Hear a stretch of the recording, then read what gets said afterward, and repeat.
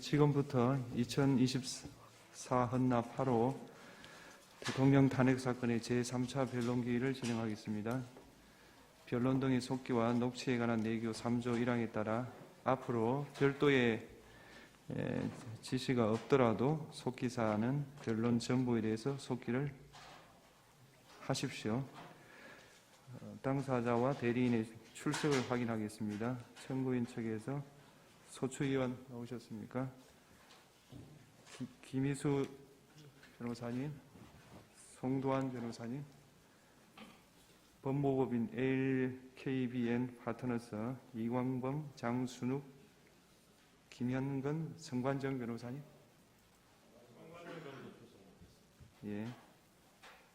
예. 그 다음에 이공의 김선유 변호사님, 시민의 김남준 변호사님, 그 다음 도시의 이금규 변호사님, 다산의 서상범 변호사님, 클라스 한결의 박혁, 이원재, 김진환 변호사님, 세록의 전형호, 황영민 변호사님, 그 다음에 김정민 변호사님, 피청구인 본인 나오셨습니까?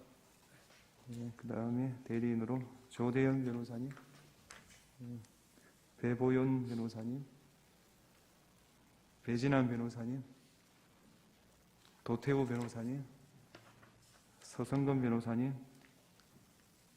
청령의 윤갑근 변호사님, 삼승의 김계리 변호사님, 에이스 최거훈 변호사님, 선정의 차기환 변호사님, 정상명 변호사님, 그 다음에 송진호 변호사님, 이동찬 변호사님, 혹시 소개 안 된 분이 있습니까? 진행 순서를 말씀드리겠습니다. 지난 기일 이후 제출된 서면을 확인하고 증거 정리를 한 다음에 채택된 증거에 대한 증거 조사를 하는 순서로 진행하겠습니다. 그에 앞서서 피청구인 본인께서 소추 사유에 대한 의견 진술을 희망하신다면 발언 기회를 부여하겠습니다. 어느 정도까지 말씀드려야 될지 모르겠습니다만은 양해해 주시면 제가 일어나서 할까요? 좋으실 대로 하십시오. 그러면 마이크가 이러니까 제가 앉아서 하겠습니다. 편하실 대로 하십시오. 제가 오늘 처음 출석을 했기 때문에 그냥 간단하게만 말씀을 드리겠습니다. 여러 가지 헌법 소송으로 업무도 과중하신데 또 저의 이 탄핵 사건으로 또 이렇게 고생을 하시게 해서 먼저 우리 재판관님들께 송구스러운 마음입니다. 저는 철들고 난 이후로 지금까지 또 특히 공직 생활을 하면서 자유민주주의라는 신념 하나를 확고히 가지고 살아온 사람입니다. 헌법재판소도 이러한 헌법 수호를 위해서 존재하는 기관인 만큼 우리 재판관님들께서 여러모로 잘 살펴주시기를 부탁드리겠습니다. 또 필요한 상황이 되거나 질문이 계시면은 말씀드리도록 하겠습니다. 감사합니다. 말씀 잘 들었습니다. 다음으로 당사자가 지난 기일 이후 제출하신 서면을 확인하겠습니다. 청구인 측에서 1월 16일자 절차 진행에 관한 의견서, 1월 20일자 증거요지 설명서, 영상 증거 설명서, 각 쟁점에 대한 요약 서면으로 1월 20일자 준비 서면 2, 증거 제출서 4, 5, 증거 제출 증인 조지호에 대한 주신문사항 1월 21일자 증거 제출서 6 제출하셨습니다.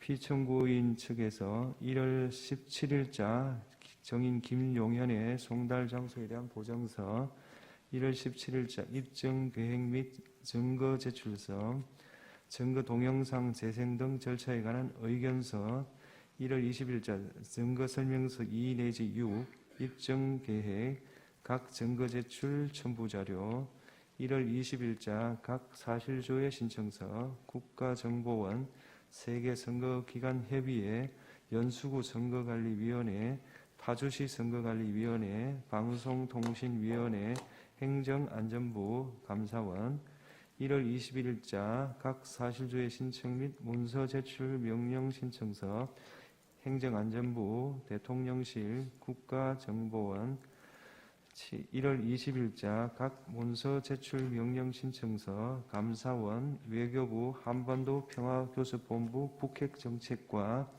1월 20일자 정인 신청서 1월 20일자 사실조회 신청 및 인정 등본 송부 축탁 신청서 부산광역시 경찰청 1월 20일자 각 인정 등본 송부 축탁 신청서 대법원, 수원고등법원, 경찰청, 국가수사본부, 안보수사국 1월 20일자 서정요지 진술 1월 20일자 문서 송부 촉탁 신청서 국가정보원 정인 김용현에 대한 정인 신문사항 그 다음에 오늘 날짜로 소송 위임장 증거설명서 7, 8 재판부 성명사항에 대한 답변 제출하셨습니다. 맞습니까? 네, 맞습니다. 예. 그 다음에 증거 정리 절차를 진행하도록 하겠습니다. 지난 기일에 체부 결정이 보류된 증거에 대하여 증거 체부 절차를 하겠습니다. 피청구인 측은 지난번에 보류하신 갑제 22호증 1부터 갑제 27호증 12까지 증거 인물을 말씀해 주시기 바랍니다. 저기 부동의하겠습니다. 예. 증거로 채택 부동의하겠습니다. 부동의 한다는 뜻입니까?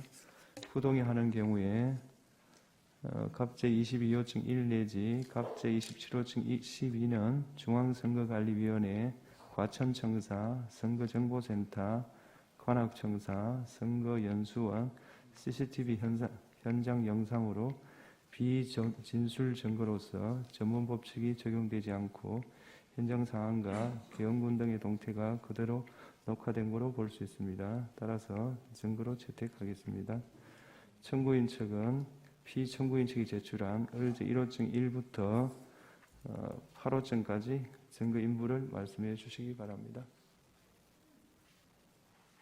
네, 저희는 동의는 하고 입증 취지만 부인하겠습니다. 예. 그리고 증거를- 언론 기사에 관해서는 아마 그 중에 언론 기사도 포함되어 있는 것으로 알고 있습니다만 그 부분은 지난번에 재판부에서 밝혀주신 그 기준에 따라 그 당시에 그런 취지의 보도가 있었다는 점만 네, 인정하겠습니다. 알겠습니다. 증거로 채택하겠습니다. 그러니까 을제 1호증 2, 을제 5 내지 8호증은 기재 일시에 해당 언론 매체에서 그러한 보도가 있었다는 사실을 증명한 한도 내에서 증거로 채택하고요. 그 다음에 을제 1호증 1은 동의를 했기 때문에 증거로 채택한다. 이런 내용이 되겠습니다. 그 다음에 피청구인 측에서 지난 기일 이후에 을제 3호증의 7 내지 22, 을제 9호증 내지 85호증의 1, 91호증의 3, 결국 91호증의 3까지 제출하셨습니다. 맞습니까? 예. 혹시 인부가 뭐 되겠습니까? 저희가 어제 좀 늦게 받아가지고 조금 검토가 필요할 것 같습니다. 일괄해서 함께 서면으로 인부 제출하겠습니다. 그렇다면 인부를 내일까지 서면으로 밝혀주십시오. 네, 그 다음에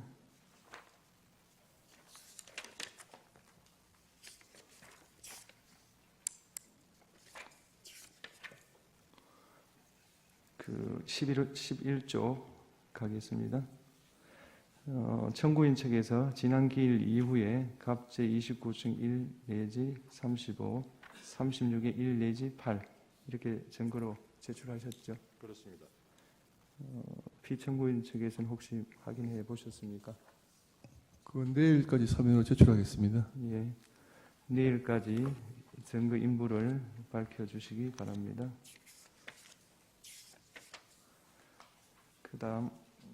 다음 13조 채택된 증거에 대한 증거 조사를 할 수 있도록 각자 그러니까 오늘 채택된 증거에 대해서요. 서정 요지 진술을 준비해 주시고 영상 자료의 경우 중요 부분을 재생하여 시청할 수 있도록 꼭 시청해야 될 그 부분을 기일 전까지 특정해서 증거로 특정해서 제출해 주시기 바랍니다. 13조 문서 송부 촉탁 등 정리에 관해서 보겠습니다. 서울중앙지방검찰청에서 1월 16일, 1월 20일 기록 인정등본 송부 촉탁에 대한 추가 회신을 하였습니다. 청구인 측 확인해 보셨습니까? 네, 받았습니다. 그 다음 피청구인 대리인께 1월 16일 국가정보원 국가사이버안보센터 대통령실을 상대로 문서 송부 촉탁을 했고 선거관리위원회를 상대로 사실조회 신청을 했고 모두 채택해서 송부했습니다. 1월 17일 날요.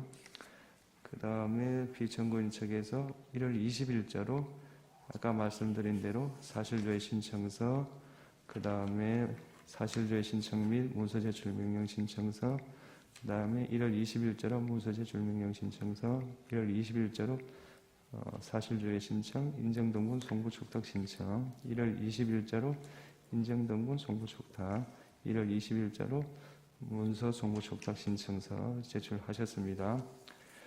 이에 대하여 재판부 평의 결과 우선 행정안전부에 대하여 국무회의록 작성 여부 등을 묻고 관련 자료를 제출하는 내용의 사실조회 신청 및 문서제출 명령 신청을 사실조회로 일괄하여 채택합니다.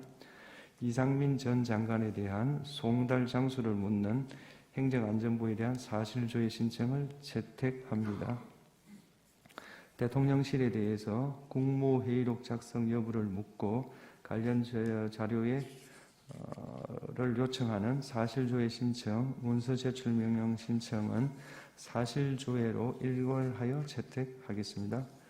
국가정보원에 대한 사실조회 신청 중 조회사항 1, 2번 즉 국가사이버안보센터장, 선거관리위원회 사이버보안관리점검 실무 책임자의 각 성명, 송달 장소를 묻는 부분을 채택합니다. 그 나머지 부분은 어제 증거가 주로 많이 신청되었기 때문에 재판부 평의를 거쳐서 다음에 채택 여부를 결정하겠습니다.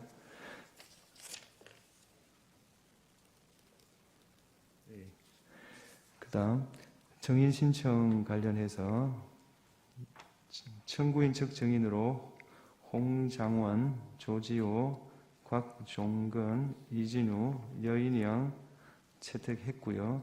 피청구인 측 정인으로 김용현, 그 다음에 김현태를 채택했습니다. 피청구인 측에서 1월 20일자 입정계획 정인 일부로 정인 15명에 대한 입정계획을 밝히셨고 1월 20일자 정인 신청서로 등에 대한 증거 신청을 했습니다. 어제 들어왔기 때문에 재판부 평의 결과 이상민 전 장관, 박춘석 대통령실 경제수석 비서관을 정인으로 채택합니다. 이상민 전 장관에 대해서는 주소를 현재 확보할 수 없기 때문에 2월 11일 오전 10시 30분으로 신문기일을 정하고요. 박춘석 정인에 대해서는 2월 6일 오후 3시 반 신문하겠습니다. 따라서 정인 신문기일을 다시 한번 정리를 해드리겠습니다. 1월 23일 오후 2시 반에 김용현 정인 신문을 하고 조지호 정인은 불출석 사유서를 제출했습니다. 불출석 사유서를 보시면 건강상 매우 안 좋다, 출석할 수 없다고 되어 있으니 청구인 측에서는 이 조지호 정인을 유지할지 여부에 대해서 검토를 해주시기 바라고 조지호 정인에 대해서 재소환 보류하겠습니다. 2월 4일 오후 2시 반 이진우, 오후 4시 여인영, 오후 5시 반 홍장원 정인입니다. 2월 6일 오전 10시 반 김현태, 오후 2시 곽종건, 오후 3시 반 박춘석, 2월 11일 오전 10시 반 이상민 이렇게 정의신문을 하겠습니다. 예.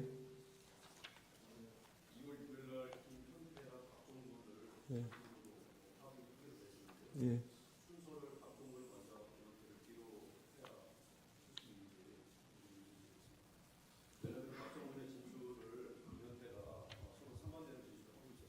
박정훈이 주고 김현태가 그 박정훈의 진술에 대해서 어떤 반대 내용을 진술을 할 것이기 때문에 그거는 좀 힘들 것 같고요. 그걸 감안해서 주신문 반대 신문을 하시면 좋겠습니다.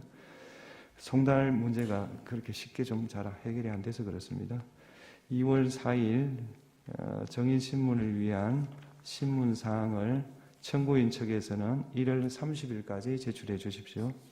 2월 6일 정인신문을 위한 정인신문 사항을 2월 3일까지 제출해 주십시오. 피청구인 측도 2월 6일 정인신문을 위한 정인신문 사항을 2월 3일까지 제출해 주십시오. 서정에 대한 증거 조사를 하겠습니다. 청구인 측은 증거로 채택되고 지난번에 서정의 요지를 진술하는 방법으로 증거 조사하기로 한 그 목록에 대해서 서정의 요지를 진술해 주시기 바랍니다. 재판장님, 저희가 이번에 제출했던 그 성명사항에 대한 답변을 한번 진술할 수 있는 기회를 먼저 주시고 증거 조사하실 수 있는지 좀 여쭙니다. 어떤 내용이 저희가 재판부께서 주심 재판관님께서 성명을 구하신 사항이 있는데 예. 그걸 저희가 오늘 재판부 성명사항에 대한 답변으로 제출했습니다. 네. 그걸 먼저 좀 진술을 하고 증거 조사를 하실 수 있는 점을 여쭙니다. 예, 그럼 진술하시죠. 예. 지난번 변론 2차 변론기에 주심 재판관님께서 성명을 구하신 사항에 대해서 답변드리고자 합니다. 전번 답변서 3에 기재됐던 내용 중 포고령 1호의 작성 경위, 포고령에 기재된 국회 및 지방의회의 반구적 활동의 의미, 야당의 망국적 행태와 병력 투입의 관계에 대해서 주심 재판관님이 성명을 구하셨습니다. 이에 대해서 말씀드리고자 합니다. 포고령 제1호와 관련해서 저희가 답변서 3에 실제로 그때 2024년 12월 3일 밤 11시경에 비상계엄이 발령되었고 같은 날 23시 28분 계엄사령관의 포고령 제1호가 선포되었는데 포고령 제1호는 국방부 장관 김용현이 국회 해산권이 존재하였던 예전의 군사정권 시절 계엄 예문을 그대로 필사하여 작성한 것을 피청구인이 몇 자 수정한 것이었습니다. 그 기재 내용의 의미에 대해서 말씀드리겠습니다. 비상계엄은 피청구인이 망국적인 국정마비 상황을 사회 교란으로 인한 행정, 사법의 국가기능 붕괴 상태로 판단하여 계엄령을 발동하되 그 목적은 국민에게 거대 야당의 전무후무한 탄핵 소추 남발, 입법 폭주, 외교 안보 분야의 횡포, 예산의 무차별 삭감 등 국가 이익에 반하는 폐악 행위를 알려 호소하고 이를 멈추도록 호소하고 경고하고자 하는 것이었고 그럼으로써 자유민주주의 헌정질서의 붕괴를 막고 국가 기능을 정상화하고자 하는 것이었습니다.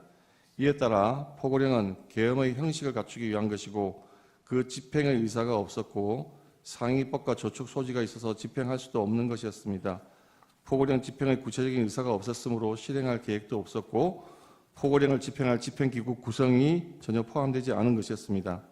그리하여 포고령 제1호는 계엄의 형식을 갖추기 위하여 김용현 장관이 초안을 잡아 피청구인이 검토 수정한 것인데 김용현 장관이 계엄령 선례를 참고하여 작성하였던 것으로 기억하고 있고 피청구인이 그에 대하여 검토하면서 야간 통행 금지 조항이 있었던 것을 삭제한 것으로 생각됩니다. 그 국회 및 지방의회 활동 금지의 범위에 대해서 말씀드리겠습니다. 계엄법 제9조의 제1항은 비상계엄 지역 하에서 계엄 사령관은 군사상 필요할 때 체포, 구금, 압수수색, 거주 이전, 언론, 출판, 집회, 결사 또는 단체 행동에 대해서 특별한 조치를 할 수 있고 이 경우 계엄 사령관은 조치 내용을 공고해야 한다고 규정하고 있습니다. 포고령은 이를 아까 좀 전에 말씀드린 것 같이 구체적인 어떤 집행 계획을 세우지는 않은 상태에서 계엄의 형식을 위해서 작성한 것으로 굳이 말씀드리자면 포고령 제1호는 위조항에 따라서 국회의 어떤 불법적인 행동이 있으면 그것을 금지하고자 하는 것이지 결코 국회의 해산을 명하거나 또는 국회의 입법활동이나 국회의 비상계엄 해제 결의를 위한 의정활동 등 정상적인 국회 활동을 금지하고자 하는 것은 아니었습니다. 실제 국회는 아무런 방해 없이 평화적으로 비상계엄 해제 결의를 하였고 피청구인은 이에 따라서 비상계엄을 해제하였습니다. 여기서 말하는 반국가적 활동의 의미에 대해서 말씀드리겠습니다. 보령 제1호에 있는 반국가적 행위의 의미는 국가 안보 측면만을 말하는 것이 아니라 국익을 행하여 나라의 위기를 초래하는 일체의 행위를 포함하는 포괄적인 개념으로 사용한 것입니다. 구체적인 예를 들면 거대 야당이 북한이나 중국의 입장에 동조하여 국가의 안보에 위해를 초래하는 외국인의 간첩 행위를 처벌하는 법률 개정을 반대하는 행위, 국가 안전 확보를 위해 하는 각종 법률을 제정하거나 또는 안보를 위한 규정의 폐지 행위, 국가 안보를 제외하는 외교 안보 정책, 국가 안보 예산 삭감을 통해 국방력 약화 기도, 기타 에너지 안보 위협하는 행위 등을 들 수 있습니다. 그 구체적인 예를 들면 야당의 간첩죄 규정 개정 반대로 인해서 국가 안보나 국가 핵심 산업 기술 유출을 방지하는 것에 심각한 차질을 빚고 있습니다. 2024년 6월 중국인 3명이 최소 2년 이상 드론으로 부산에 정박 중인 미국 항공모함 등 군사시설 사진을 500여 장 촬영한 사건, 정보사 블랙이온 명단이 중국에 유출되었으나 유출 상대방이 중국인이어서 처벌하지 못한 사건 등은 그 좋은 예입니다. 나아가 국가 산업의 핵심 기술이 중국에 유출되어도 간첩죄로 처벌할 길이 없습니다. 야당은 현재도 간첩죄 규정의 개정에 반대하고 있고 이로 인해서 중국의 간첩들은 한국에서 활개치고 있습니다. 러시아 우크라이나 전쟁이 장기화되면서 북한, 러시아, 중국이 밀착하는 가운데 대통령이 국가 안보를 위해 한미일 군사 합동훈련하는 것을 전쟁광으로 매대하여 1차 탄핵 소추안에서는 그 사유로 삼기도 했습니다. 현대전은 드론의 등장으로 양상이 바뀌고 있고 피청구인이 우크라이나에 참관단을 보내려 하자 국방장관을 탄핵하겠다고 위협했습니다. 우크라이나 전쟁에는 1만 명 이상의 북한군이 파견되어 있으므로 북한군의 작전 체계, 전투 능력에 대한 정보 수집은 우리나라 국가 안보를 위해서 매우 중요합니다. 국가 안보를 위해 우방국의 현대전에서 교훈을 얻기 위해 청관단 파견을 방해하려는 거대 야당의 저의가 무엇인지 묻지 않을 수가 없습니다. 또 거대 야당은 방산물자를 수출할 때 국회의 동의를 받도록 하는 방해사업법 개정안을 당론으로 추진하고 있습니다. 방산 수출의 관건인 신속한 대응이 어려워지고 기밀 유지가 불가능하기 때문에 방산 수출이 사실상 중지될 수도 있습니다. 이렇게 거대 야당이 반대하면 북한, 중국, 러시아가 원치 않는 자유서약에 대한 방산 협력이 불가능해집니다. 우리나라의 국방과 국익에 막대한 손실이 발생합니다. 거대 야당이 2025년 예상 중 일방적으로 삭감한 4조 1천억 원 대부분이 핵심 국정 과제를 추진하기 위한 예산입니다. 부족한 초급 장교 인력을 확보하기 위한 예산인 당직비, 수당, 그 인상 비용, 이사비 현실화, ROTC 생활지원금 인상비, 활동비를 다 삭감했고 북한의 핵과 미사일 위로부터 국가와 국민을 지키기 위한 한국형 삼축체계 킬체인 예산을 대폭 삭감했으며 드론 전쟁 대비 예산을 삭감하여 사업을 중단시켰고 정밀 유탄 사업도 차질을 빚게 했습니다. 북핵의 위협에 대응하기 위한 핵심 방위 사업 예산을 이렇게 일방적으로 대폭 삭감한 저희를 묻지 않을 수 없습니다. 거대 야당이 대한민국의 생존이 걸린 에너지 안보도 위협하고 있습니다. 지난 정권 내내 탈원전 정책으로 인해서 에너지 안보의 기반을 무너뜨려 놓고 원전 생태계를 복원하려고 하는 현 정부의 노력을 사사건건 제동을 걸고 있습니다. 24조 원 규모의 체코 원전 사업에서 어렵게 우선 협상자에 선정되었을 때에도 정부의 노력을 지원하여서 우리나라를 위한 산업 수출을 이루기는커녕 덤핑 수준의 가짜뉴스를 내놓고 한미 원자력 협력의 핵심 과제인 차세대 원전기술 SFR의 R&D 계산도 90%나 대폭 삭감을 해버렸습니다. 이렇게 우리나라의 원전 경쟁력이 떨어지면 우리나라의 산업 경쟁력이 급격히 위축될 뿐만 아니라 지금 현재 원전 확대에 열을 올리고 있는 중국이 가장 큰 이익을 보게 됩니다. 거대 야당은 동해가스전 시추 예산, 이른바 대왕고래 사업 예산을 사실상 전액 삭감하여 온 국민이 바라는 산유국의 꿈을 무산시키려 하고 있습니다. 지금 세계가 급격히 재편되면서 글로벌 에너지 공급망이 흔들리고 안전적인 에너지 자원 확보가 국가의 생존에 직결되고 있습니다. 최대 140억 배럴 2270조 원에 달할 수 있는 대왕고래 사업에 성공한다면 우리의 에너지 자력과 에너지 안보를 획기적으로 강화할 수 있음에도 불구하고 오로지 정치적인 목적으로 사업 진행을 가로막고 있습니다. 그뿐만 아니라 거대 야당은 우리 사회의 안전을 지키기 위한 필수 예산도 무차별 삭감했습니다. 검찰, 경찰의 내년 특경비, 특활비, 치안활동비 예산을 전액 삭감했습니다. 검찰 587억 원, 경찰 31억 원에 달하는 예산을 아예 0원으로 만듦으로써 수사를 제대로 하지 못하게 하고 있습니다. 이로 인해서 마약 범죄라든지 또는 치안 범죄 등의 활동이 줄어들면 그것이 과연 누구에게 이익이 되고 누구에게 피해가 되겠습니까? 또 이러한 예산은 금융사기 사건, 성범죄를 비롯한 사회적 약자 대상 범죄, 마약, 조폭 등 민생 침해 사건 수사 그리고 대공수사에도 쓰이는 예산인데 이것을 다 삭감하는 저희는 무엇입니까? 대한민국을 마약과 조폭과 성범죄자들이 활개치게 나라로 만들겠다는 것인지 묻지 않을 수가 없습니다. 거대 야당은 자신들의 비위를 조사했다는 이유로 감사원 특경비 60억 3,800만 원도 전액 삭감했습니다. 이 또한 감사원이 감사를 통해서 자신들의 비위를 캐지 못하도록 하는 것이라고 하지 않을 수가 없습니다. 나아가 대통령실, 국가안보실의 특활비 80억 5천만 원도 전액 삭감했습니다. 민주당 자신이 정부일 때에는 오히려 대통령실의 특활비가 96억 원에 달했습니다. 이와 같이 예산을 무분별하게 삭감하는 것은 국가의 정상적인 활동을 방해하고 차질을 빚게 하는 것이라고 하지 않을 수가 없습니다. 이러한 것은 상권 분립의 헌정 질서에도 위배되는 것이고 국헌문란행위라고 판단하지 않을 수가 없습니다. 그러면서도 국회의원의 해외 출장비에 쓰이는 국회의원들의 해외 출장에 쓰이는 국회 특갈비, 특경비 예산은 195억 원으로 유지하고 연봉은 국회의원들의 연봉은 1억 6천만 원으로 오히려 인상을 했습니다. 나아가 거대 예산의 예산 폭거는 민생과 서민들의 민생과 미래까지 위협하고 있습니다. 대통령은 그동안 직접 전국을 돌며 민생 토론회를 열어 현장의 의견을 수렴하고 공직자들이 밤잠을 아껴가며 피부에 와닿는 정책을 개발해 놓았습니다. 그러나 거대 야당의 무자비한 핵심 예산 삭감으로 많은 사업이 중단될 위기에 처해 있습니다.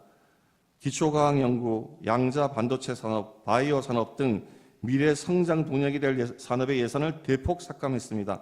산업 생태계 조성을 위한 혁신 성장 펀드, 강소기업 육성 예산도 삭감했습니다.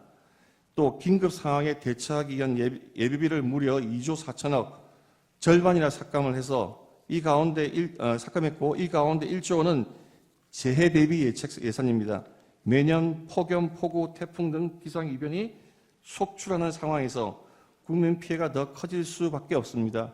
작년에 보셨듯이 무한 공항 사고 같은 그런 재해가 생겼을 때, 그런 의도치 않은 예상치 않은 피해자가 생겼을 때 국가가 도와줄 수 있는 그러한 예비비마저 대폭 삭감한 것입니다. 거대 야당은 팬데믹에 대비하는 백신 개발 지원과 관련된 R&D 예산도 대폭 삭감했고 의료개혁의 추진에 반드시 필요한 전공의 지원 사업 예산도 삭감했으며 어려운 청년들을 돕기 위한 청년 일자리 지원 사업 예산도 삭감하고 취약계층 아동자산 형성 지원 사업도 삭감했으며 아이 돌봄 수당도 무차별 삭감했습니다. 이러한 악의적인 예산 삭감은 나라를 망국의 위기로 몰아내려는 목적이 뚜렷한 것입니다.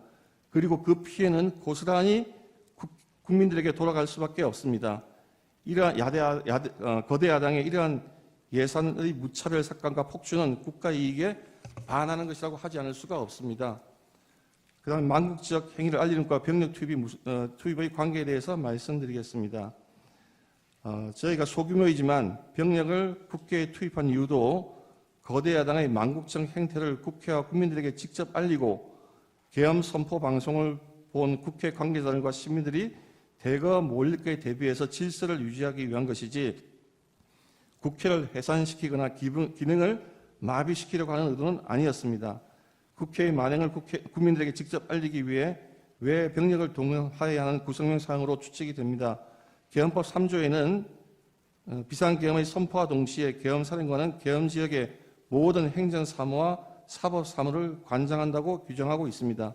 따라서 계엄이 선포되면 질서 유지 업무는 계엄사령관이 관장하게 되고, 그렇기 때문에 이 사건 계엄 당시에도 많은 시민들이 몰려들 것이 예상되는 국회의 질서를 대비하기 위해 군이 보충적으로 인원을 파견하고 보다 많은 경찰이 그 외곽 경비를 하게 된 것입니다. 법조인 체포 주장에 대해서 말씀드리겠습니다.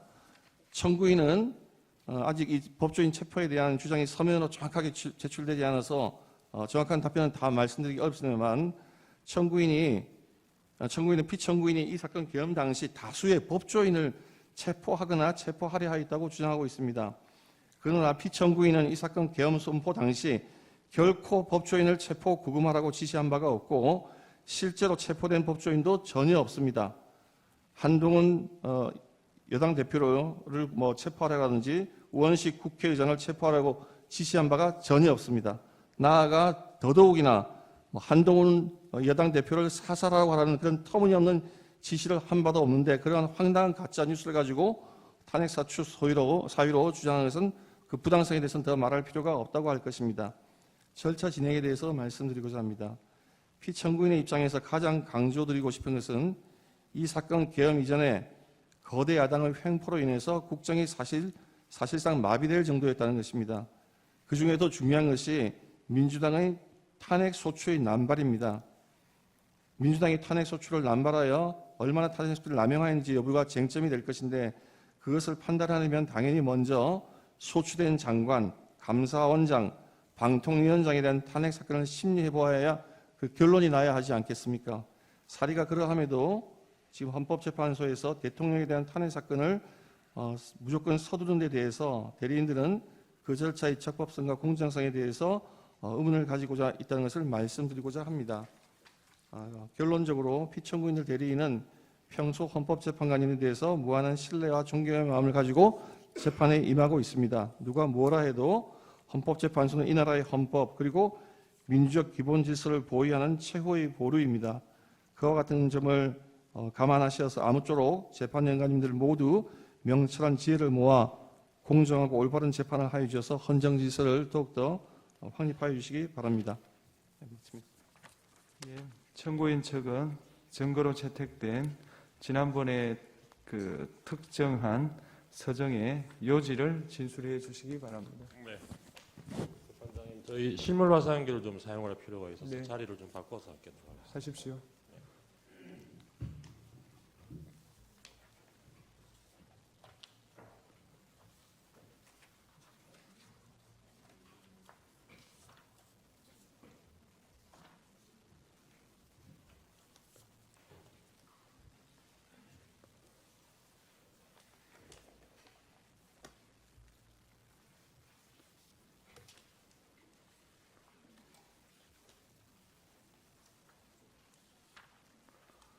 되나요?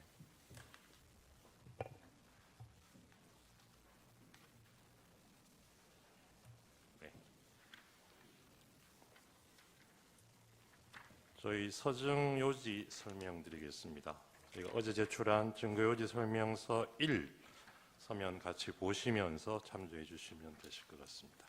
우선 갑제 1호증의 1 내지 63까지 각 언론 기사입니다. 이 중에 1호증의 1 내지 18은 12월 3일부터 12월 4일까지 언론 보도 기사로서 비상계엄 선포, 포고령 발표, 국회 비상계엄 해제 요구 결의 당시 국회 출입 통제 및 계엄군에 의한 국회 침탈 상황, 국회의장 등 요인들에 대한 체포 의심 정황, 계엄군의 선관위 침입 상황 등이 당시에 실시간으로 보도된 정황이 담겨 있습니다.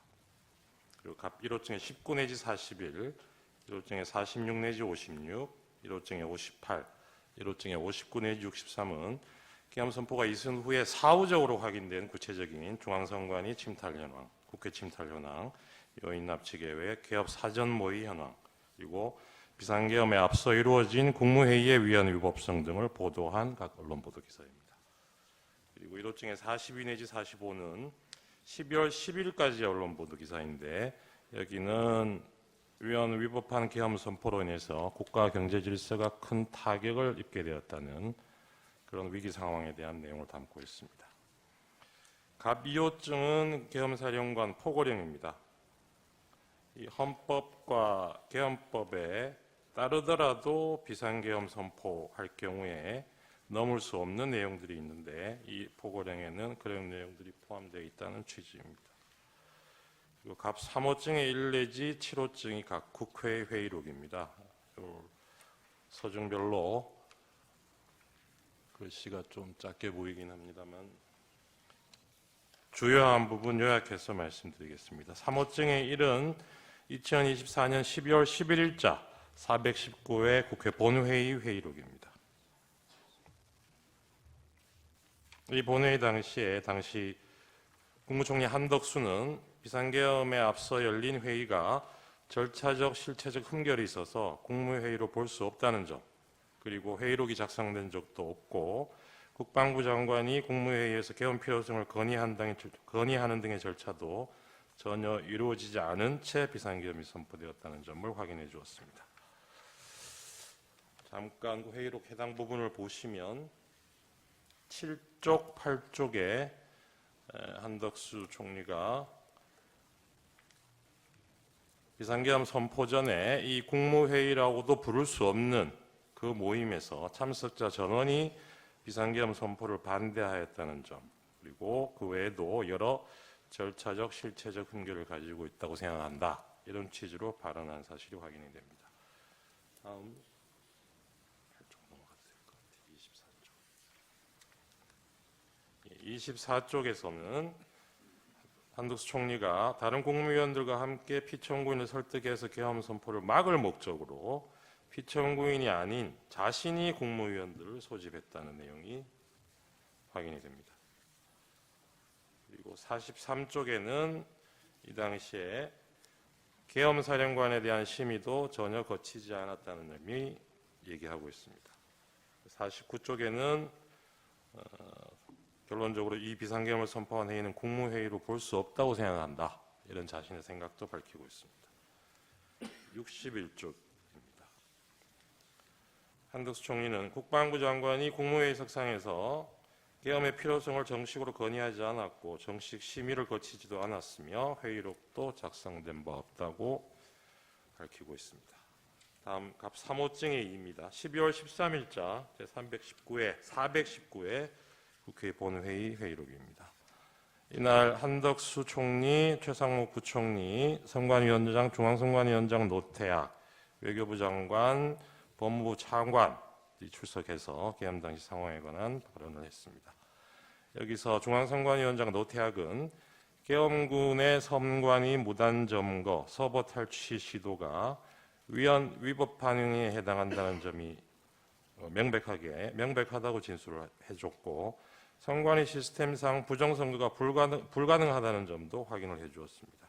그리고 외교부 장관 조태열은 비상계엄 선포 전에 피청구인으로부터 재외공간 관련 이런 단어가 포함된 3, 4줄 정도의 내용에 기재된 쪽지를 받았다는 얘기가 있고, 그리고 경제부총리 최상목은 재정자금 유동성 확보를 잘 하라는 취지가 적힌 종이를 건네받았다는 점을 진술을 했습니다. 최상목 당시 부총리가 받았다는 이 쪽지는 최근에 확인된 수사기관에 제출했던 내용과는 그 내용이 상당히 다르다는 부분도 나중에 말씀드릴 기회가 있을 것 같습니다. 그리고 한덕수 총리는 국방부 장관의 계엄 선포 건의가 자신을 거쳐 이루어지지 않았다는 점을 확인해주고 있고, 그리고 국무위원들 중에 문체부 장관 유인촌, 환경부 장관, 고용노동부 장관, 국가보훈부 장관 등은 국무회의 소집 요구 자체도 받은 적이 없다는 점을 확인해주고 있습니다.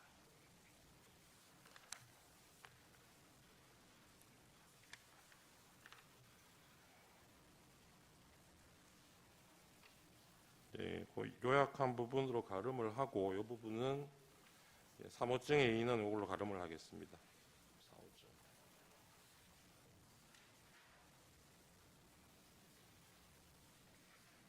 4호증의 1 내지 4는 국회 국방위원회 회의록입니다.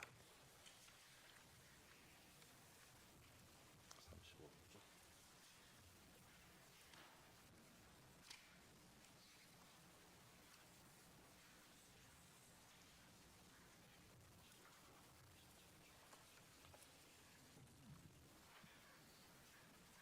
4호증의 1은 2024년 9월 2일자 국회 국방위원회 회의록인데요. 이날은 당시 국방부 장관 후보자였던 김영현에 대한 인사청문회가 열린 날입니다. 이 자리에서 김영현은 국민이 계엄을 용납하지 않고 군도 따르지 않을 것이다. 계엄 문제는 시대적으로 맞지 않다. 지금 이 상황에 계엄이 통하지 않을 것이다. 이러한 취지로 당시 이 계엄 의혹을 제기한 야당 의원들에 대한 질문에 대해서 이 비상계엄에 대해서 자신은 이렇게 생각한다는 인식 내용을 보여주었습니다.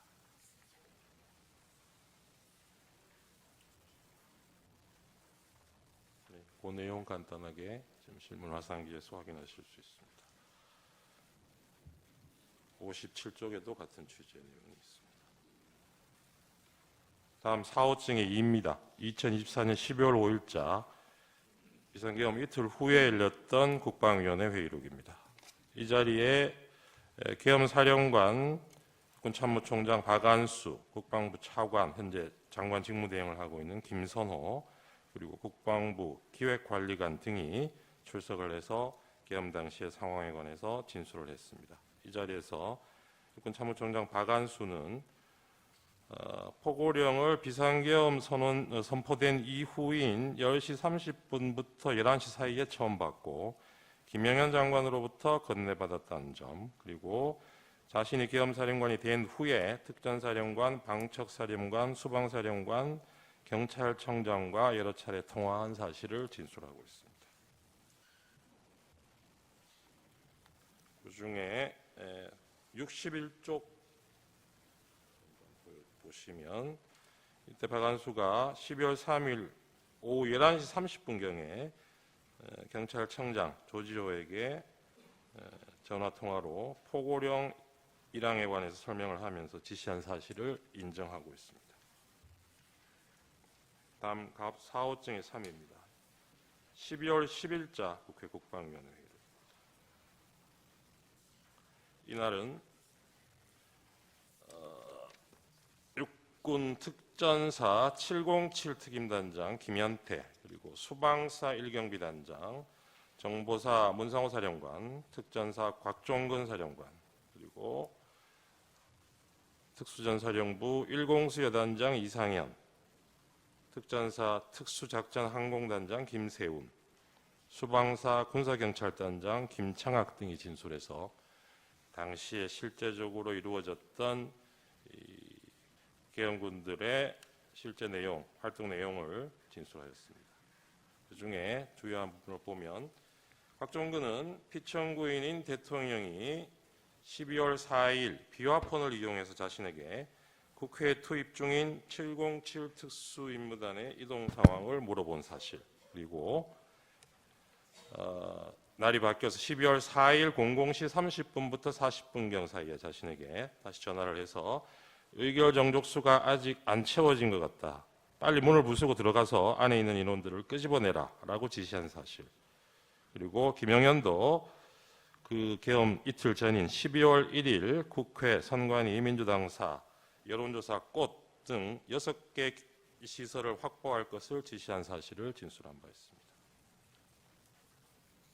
그리고 특전사 707 특임단장 김현태는 이 사령관인 곽종근이 이 계엄 선포 직후에 그날 밤에 20차례 이상 자신에게 전화를 해서 국회의원 150명을 넘어서는 안 된다고 말한 사실, 그리고 국회 건물 봉쇄를 지시받고 인원 포방용 케이블 타이를 지참하게 한 사실을 진술하고 있습니다.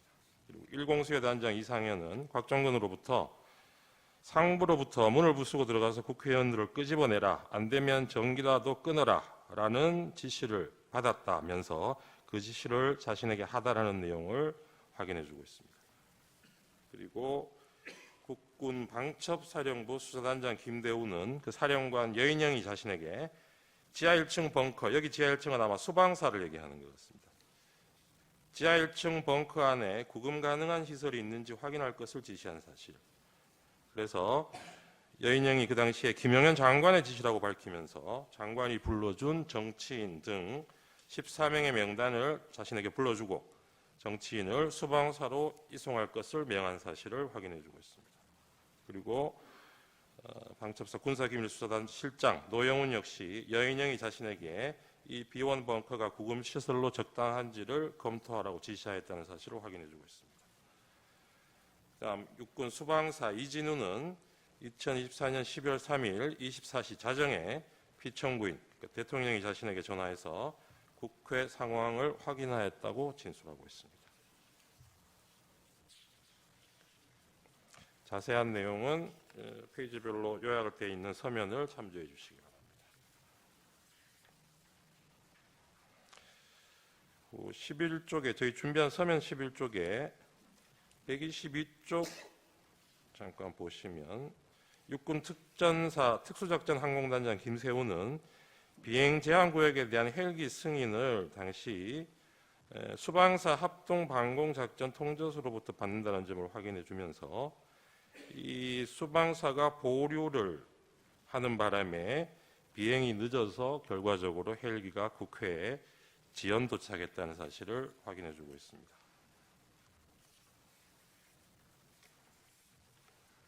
사호증의 4로 넘어가겠습니다.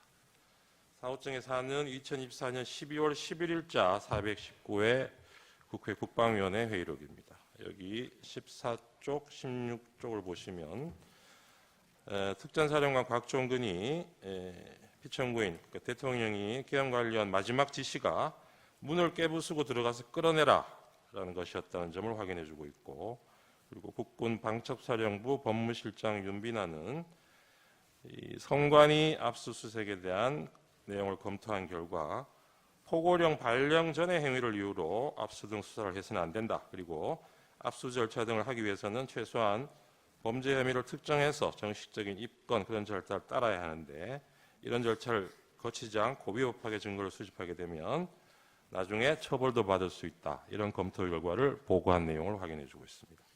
다음 갑 5호증의 1, 2 국회 행정안전위원회 회의록입니다. 5호증의 1은 그중에 12월 5일자 국회 행안위 회의록입니다.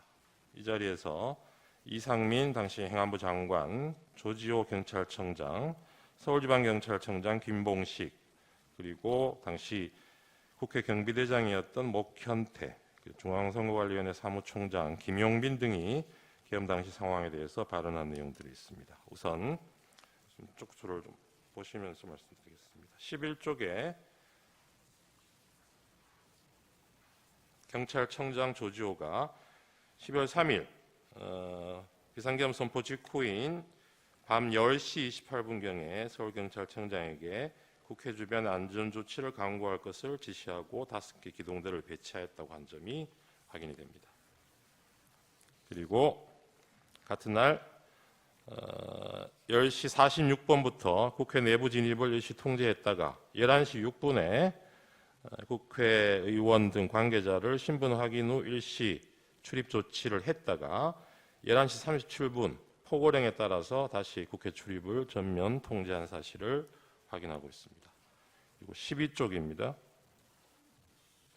서울특별시 경찰청장 김봉식이 확인한 내용인데요. 포고령 공포 이후에 본청의 지침을 받아서 같은 시간입니다. 11시 37분부터 국회 출입을 전면 통제했고 12월 4일 01시 01분경 계엄 해제 의결 이후에 국회 사무총장의 요구에 의해서 1시 46분경부터 관계자 출입을 허용했다는 내용이 확인됩니다. 그리고 12쪽에서 13쪽 보시면 중앙선관위 사무총장 김용빈의 진술 내용인데요. 계엄 선포 직후에 계엄군 10명이 계엄 선포 직후인 10시 30분, 밤 10시 30분에 청사 내에 투입이 됐고 같은 시각 경찰 10여 명이 청사 정문 출입 통지를 실시하였다고 확인을 해주고 있습니다. 그리고 경찰 90여 명이 11시 50분경에 추가로 투입돼서 청사 밖에 대기하고 있었고 계엄군 100여 명이 12월 4일 00시 30분 추가로 청사 내에 투입돼서 청사를 점거하는 상황이었다고 확인해주고 있습니다. 그리고 이때 최초 투입된 계엄군 10여 명이 선관위 야간 당직자 등 5명의 핸드폰을 압수하고 행동감시 및 청사 출입 통제를 실시했다고 확인하고 추가 투입된 100여 명은 1층 로비 등에서 경계작전을 실시하면서 총 3시간 20여 분간 점거되었다는 사실을 확인해주고 있습니다. 그리고 54쪽에 경찰총장 조지호의 진술 내용입니다. 계엄사령부로부터 주요 포스트인 선거관리위원회에 대한 적절한 조치가 있을 것이라는 요청을 받고 자신의 경력 배치를 지시를 했다는 내용을 확인해주고 있습니다. 그리고 54쪽에 국회경비대장 64쪽입니다. 목현태의 진술이 있습니다. 이때 서울특별시 경찰청 무전망으로 지시를 받아서 12월 3일 11시 37분경부터 국회의원 출입을 포함한 국회 출입을 전면 통제하였다는 사실을 확인해주고 있습니다. 그리고 그 전에 10시 49분부터 국회 외부에서 내부로 들어가는 인원을 원천 차단하는 지시가 내려와서 실제적으로 국회의원 출입도 포함해서 전면 통제가 이루어졌다가 11시 7분경 일시 해제됐다가 11시 37분에 다시 또 전면 통제로 그렇게 바뀐 사정을 구체적으로 진술하고 있습니다. 97쪽에 보면 중앙선관위 사무총장 김용빈 진술이 다시 나오는데 이 중앙선관위 CCTV를 확인한 결과 시간대별로 계엄군과 경찰이 선관위 청사나 주변에 배치돼서 어떤 경계 활동을 하고 침입 행위를 했는지 시간대별로 자세한 내용을 진술하고 있습니다. 그리고 94쪽에 보시면 경찰청장 조지호가 당일 밤 11시 20분에서 30분 사이에 계엄사령관과 통화를 했고 그때 계엄사령관이 국회 통제를 요청했다고 한 사실을 인정하고 있습니다. 그 당시에 선거관리위원회에 대해서도 계엄사령관으로부터 통제 요청이 있었다는 사실을 확인해주고 있습니다. 141쪽, 149쪽 보시면 선관위 사무총장 김용분이 계엄군이 직원들 핸드폰 압수한 내용 다시 한번 확인해주고 있습니다. 다음 갑 5호증의 2024년 12월 13일자 국회 행정안전위원회 회의록입니다. 이날 서울특별시 경찰청의 차장, 지금 현재 청장을 직무대행하고 있는 최현석 차장, 그리고 경기 남부경찰청장 김준영, 서울특별시 경찰청 경비부장, 그리고 경비안전계장 등이 당시의 상황에 대해서 진술한 내용이 담겨 있습니다. 이 자리에서 주진우, 최창북 등은 비상계엄 당시의 국회 통제 상황을 구체적으로 얘기하고 있고 경기 남부경찰청장 김준영은 경찰의 선관위 투입 사실을 확인해주고 있는데 그 주요 내용을 잠깐 보시면 8쪽에서 서울특별시 경찰청장 경비부장 주진우는 12월 3일 저녁 7시에서 9시경 비상계엄 당시 서울시청장이었던 김봉식으로부터 호출을 받아서 미리 투입할 수 있는 이 경찰 부대들이 어떤 부대들이 있는지 그 정도를 확인하고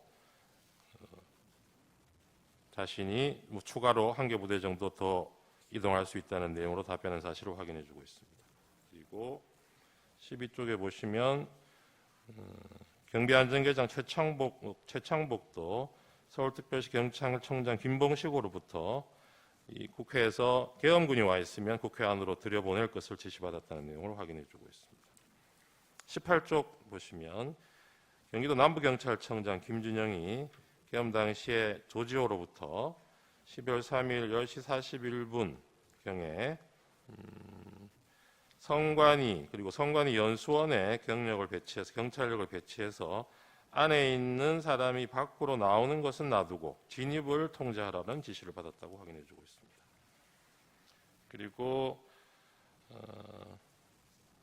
33쪽을 보시면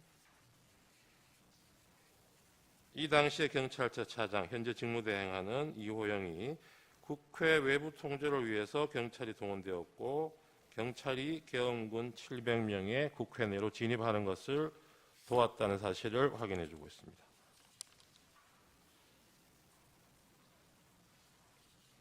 48쪽에 최창복의 내용이 진술이 있습니다만은 앞에 나왔던 내용과 중복되는 것이어서 이 부분은 넘어가도록 하겠습니다. 그리고 갑제 6호층의 1, 2, 3은 국회 법제사법위원회 회의록입니다. 6호증의 1은 2024년 12월 6일자 제19차 법제사법위원회 회의록인데요. 여기서 법원행정처장이 계엄군사법원 설치를 위해서 법원 공무원 파견을 요청받은 내용을 확인해주고 있습니다. 그리고 갑 6호증의 2는 12월 9일자 제20차 국회 법사위 회의록입니다. 이 자리에서 법무부 장관 박성재, 경찰청장 조지호, 선관위 사무총장 김용빈 등이 진술을 했습니다. 여기서 주요 내용을 잠깐 보시면 41쪽입니다. 이 당시에 경찰청장 조지호는 방첩사령관이 자신에게 전화를 해와서 이재명, 박찬대, 전현희, 김명수 전 대법원장, 권순일 전 대법관 그리고 한동훈에 대해서 체포를 위한 위치 추적을 요청하면서 위치 추적을 해달라는 지시를 받았다는 점을 확인하고 있습니다. 45쪽에서는 선관위 사무총장 김용빈이 이 당시에 선관위 관계자들이 직원들이 내부에 감금되어 있다고 사실을 확인해주고 있고요. 67쪽, 68쪽에서는 역시 김용빈 사무총장이 계엄군이 당일 한 3시간 20분 동안 선관위를 불법 점거했고 야간 당직자 핸드폰 뺏긴 점 그리고 계엄군이 관제센터에 들어와서 서버 사진을 찍어갔다는 사실을 확인해주고 있습니다. 다음 갑제 7호증은 2024년 12월 13일 개최된 국회 과학기술정보방송통신위원회 회의록인데요. 여기서는 방통위 관계자들이 나와서 세 차례에 걸쳐서 계엄사령부로부터 연락관 파견을 요청하는 전화를 받았다는 점을 확인해주고 있습니다. 그리고 갑 8호증의 1리는 국회 사무처에서 피해 현황을 집계해서 제출한 내역입니다. 이 당시에는 4,800만 원 상당의 비품 피해, 1,100만 원 상당의 시설 피해 등이 발생했다는 내용을 담고 있습니다. 그리고 갑제 12호증의 1리는 피청구인이 이 헌법재판소 탄핵 소추 이후에 서류 송달 거부에 관한 내용을 담고 있는 언론 기사들입니다. 그리고 13호증의 1, 2지사는 피청구인이 수사기관 소환에 불응하고 체포영장 발부됐다는 기사를 담고 있습니다. 그리고 14호증의 2는 12월 31일 체포영장 발부에 관해 피청구인이 입장을 밝힌 데 대해서 피청구인 대리인이죠. 대리인이 입장을 밝힌 데 대해서 그 배경을 설명하는 취지의 언론 기사입니다. 15호증의 1, 2는 검찰 비상계엄 특별수사본부에서 김용현, 여인영, 이진우를 기소하면서 수사한 결과를 요약해서 발표한 보도자료입니다. 그리고 17호증의 2 내지사는 국회 사무처 입장 관련 기사, 기자회견면 그리고 사무처 제출한 자료들입니다. 이 17호증의 1로 저희가 제출했던 것이 국회 피해 상황 등을 담은 CCTV 영상인데 이 2호증, 17호증의 2 내지 4는 이 영상과 관련해서 국회 사무총장이 그 내용을 설명하고 관련한 내용을 담고 있는 기사입니다. 그리고 17호증의 3도 국회 사무총장이 비상계엄 관련해서 수사협조를 위해서 CCTV 영상을 수사기관에 제공했다는 내용 담고 있고요. 17호증의 4는 국회 사무처에서 이춘석 의원의 요구자료로서 제출한 내용으로 역시 비품 피해 현황, 설비 피해 현황이 있고 인적 피해 현황도 아울러 있다는 내용을 담고 있습니다. 그리고 19호증의 1, 2, 3, 4는 비상계엄 이후에 금융외환 시장의 변동성이 크게 확대되고 환율이 상승하고 불확실성 증가로 투자 심리 위축돼서 증시가 큰 폭으로 하락하고 있다는 계엄의 부정적인 영향을 다루고 있는 언론 기사들입니다. 그리고 갑 25증의 3 내지 5는 피청구인이 2025년 1월 1일 한남동 관저 앞에서 집회를 열고 있던 자신의 지지자들에게 전달한 새 인사와 관련해서 언론 기사 내용입니다. 그리고 갑 28호증은 2023년도에 새로 발간된 계엄 실무 편람입니다. 이 부분은 이 피청구인이 선포한 12월 3일 비상계엄이 계엄 실무 편람에서 정하고 있는 여러 절차적, 실체적 요건에도 전혀 부합하지 않는다는 것을 입증 취지로 하고 있습니다. 이상 서정 요지를 말씀드렸습니다. 예, 참고로 피청구인에게도 증거가 채택된 서정 요지, 영상 등에 대해서 마찬가지 방법으로 증거 조사 기회를 드리겠습니다. CCTV 영상에 대한 재생 방법으로 시청하도록 하겠습니다. 네, 이 부분도 저희가 영상 증거 설명서 1 제목으로 어제 서면을 제출했습니다. 여기에 보면 재생 시점 시간이 특정이 되어 있습니다. 그 부분대로 재생을 해주시면 될 것 같습니다. 이제 갑 9호증 국회 사무처 CCTV 영상입니다. 재생되는 장면 보면서 말씀드리겠습니다. 지금 보시는 장면이 12월 3일 밤 11시 49분경부터 다음날 12월 4일 00시 11분경까지 육군 특전사 707 특수임무단 병력이 탑승한 헬기가 국회의사당 후면 운동장에 3대씩 순차로 착륙하는 모습입니다.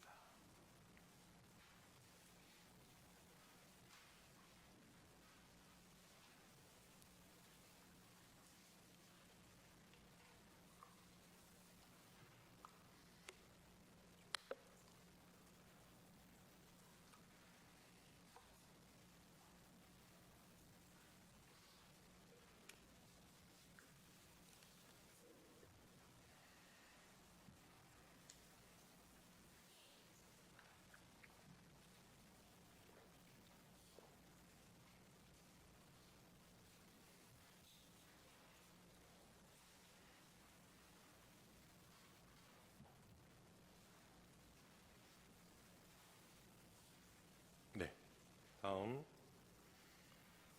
본청으로 진입하는 무장한 계엄군의 모습입니다.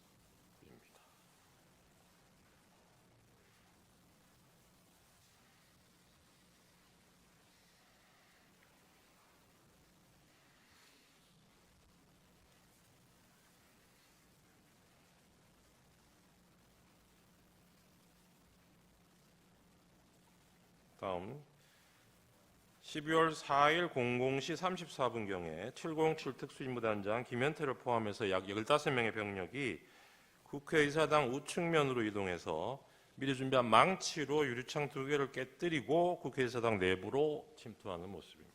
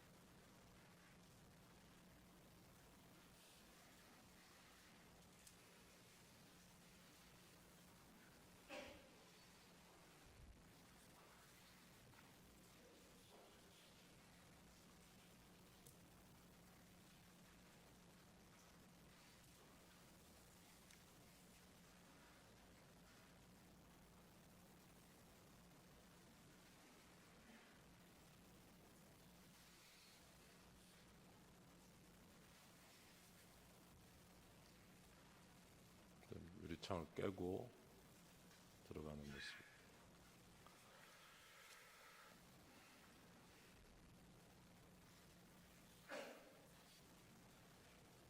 예. 네 번째 영상은 본회의장 방향으로 뛰어들어가는 계엄군 모습입니다.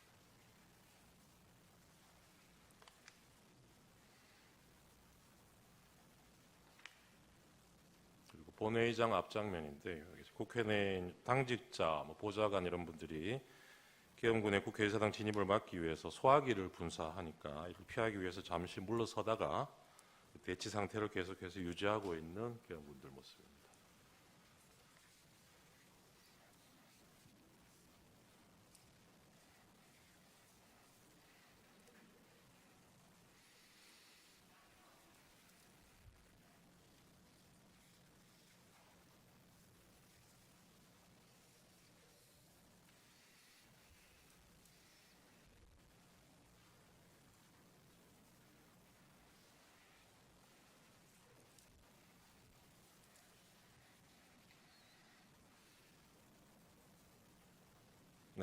다음 16호증이 1입니다.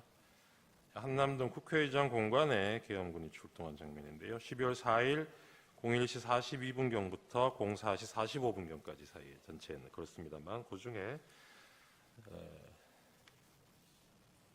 요구 의결안이 통과된 이후인 12월 4일 01시 42분경에 한남동에 있는 국회의장 공간에 계엄군이 출동한 모습입니다. 이 부분 입정 취지는 해제 요구가 의결된 이후에도 이 군병력이 국회의장 공간에 배치됐다는 점에서 추가적인 계엄을 시도하거나 이에 대해서 국회 비상계엄 해제 의결을 막으려 한 것이 아닌지 의심되는 그런 영상입니다. 다음 갑 22호증의 1 중앙선관위 과천청사 내부 1층 로비 CCTV 영상입니다. 지금 보시는 거는 12월 4일 01시 17분 10초부터 18분 20초 사이까지 영상입니다. 중앙선관위 과천청사 내부 1층 로비에 계엄군이 수십 명 모여드는 모습입니다.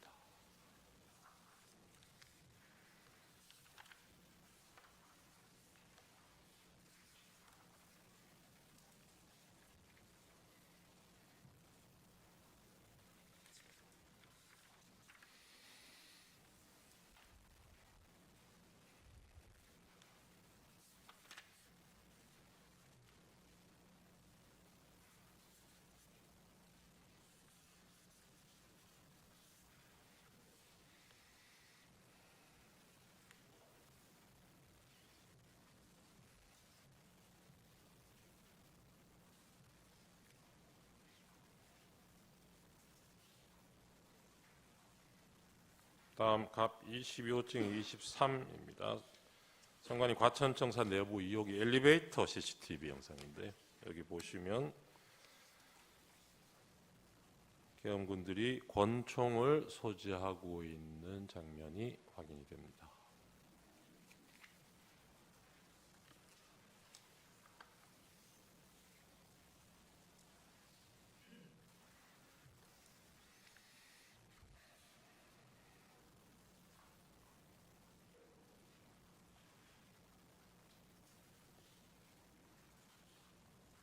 다음 갑 22호증이 24입니다.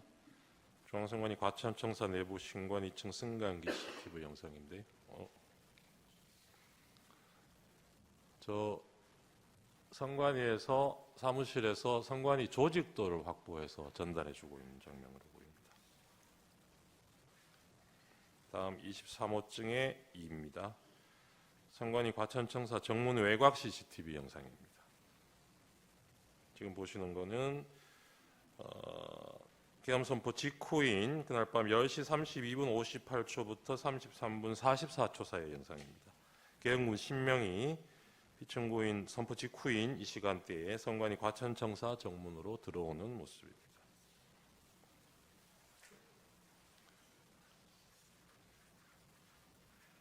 미리 준비되지 않았더라면 계엄 선포 직후에 4, 5분 후에 저렇게 바로 계엄군들이 선관위 청사로 진입할 수는 없었다는 취지입니다.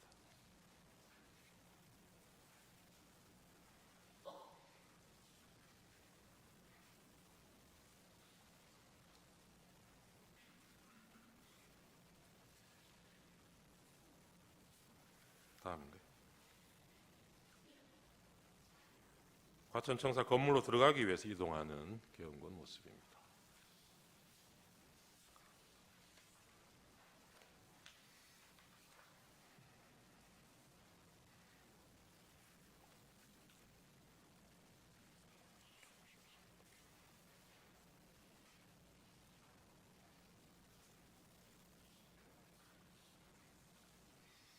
네, 23호증의 18 과천청사 정문 우측 영상입니다.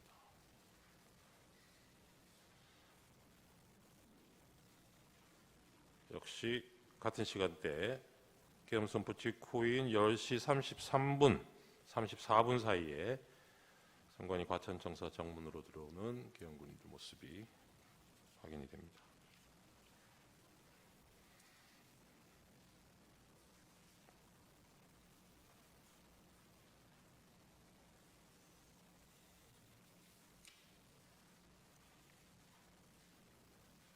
정문으로 들어와서 청사 경내 청사 안으로 들어오는 모습이.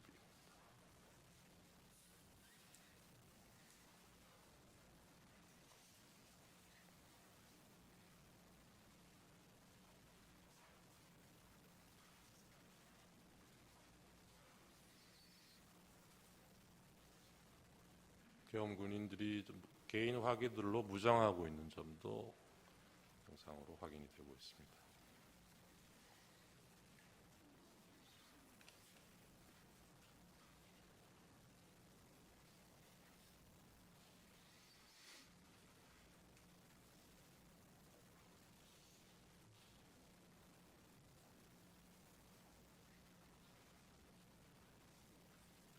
이 부분은 앞에 보셨던 영상이랑 같은 내용을 아마 각도만 다르게 잡은 있는 것 같아서 조금 생략하셔도 될 것 같고 24호증에 1로 넘어가 주셔도 좋을 것 같습니다. 네, 이 부분은 선관위 선거정보센터 CCTV 영상 파일인데요. 시간은 그날 10시 32분부터 33분 사이입니다. 이게 서버실인데 군인들이 서버실 내로 들어오는 장면입니다. 아까 정문으로 들어왔던 시간하고 비교해 보시면 들어오자마자 이 바로 서버실로 시간상으로는 그렇게 이동을 한 것으로 보입니다.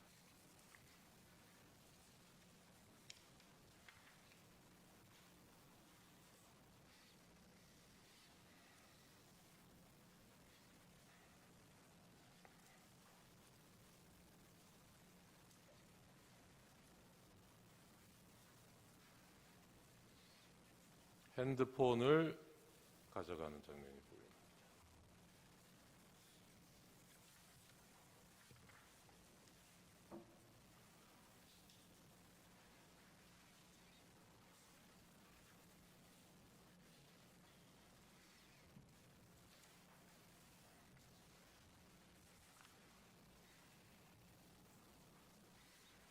이 24호증에 3 보고 계십니다.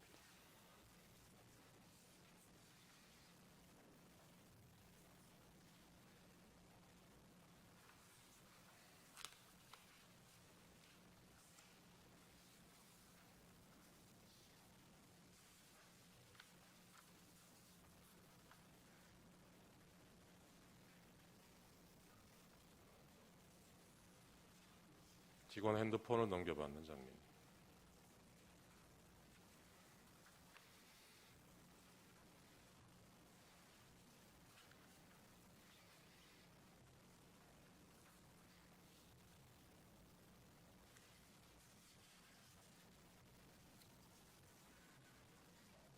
다음 24호증의 13입니다. 선관위 선거정보센터 CCTV 영상인데요. 전산실 서버가 위치하고 있는 전산실 내부 모습입니다.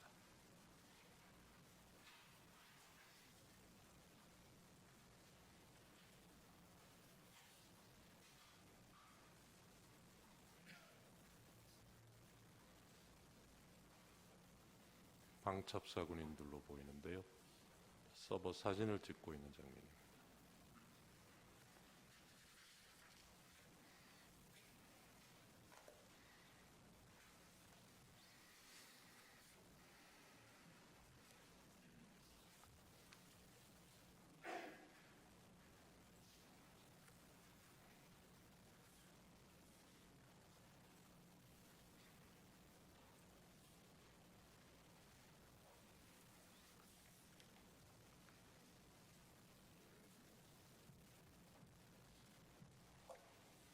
다음 파일로 넘어가 주셔도 좋을 것 같습니다.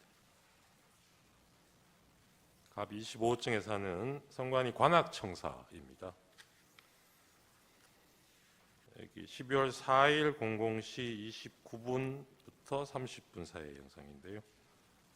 여기에서도 무장한 계엄군 수십 명이 관악청사로 진입하는 모습을 확인하실 수 있습니다.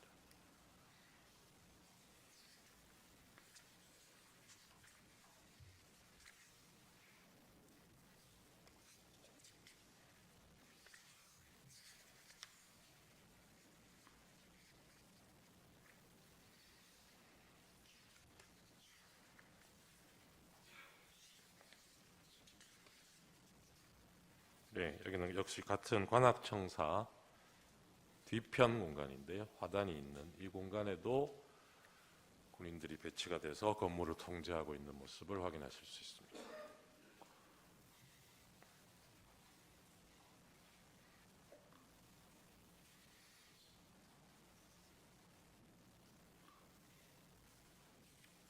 네, 다음 갑 26호증의 2입니다. 여기는 선관위 수원에 있는 선거연수원 건물입니다. 봉관동 1층 현관 앞에 설치된 CCTV 영상인데요. 12월 3일 밤 11시 31분부터 32분 사이 영상입니다. 선거연수원에 경찰들이 집결해서 지휘관 지시를 받아서 이동하는 모습입니다.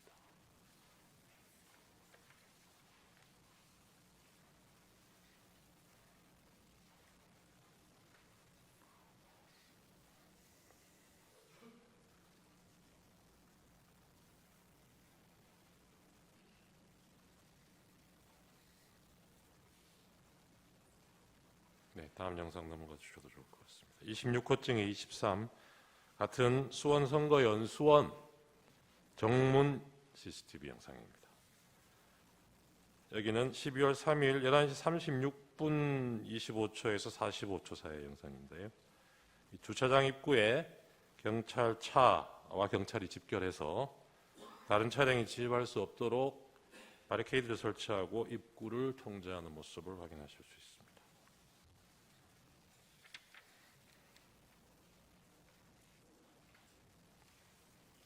다음 영상입니다.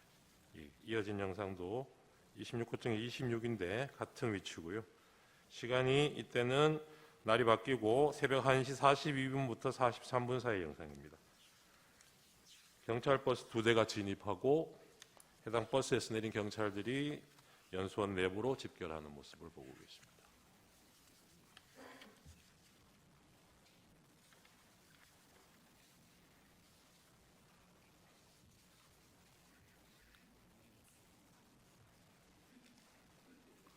다음 넘어가셔도 좋을 것 같습니다. 26호증의 37입니다.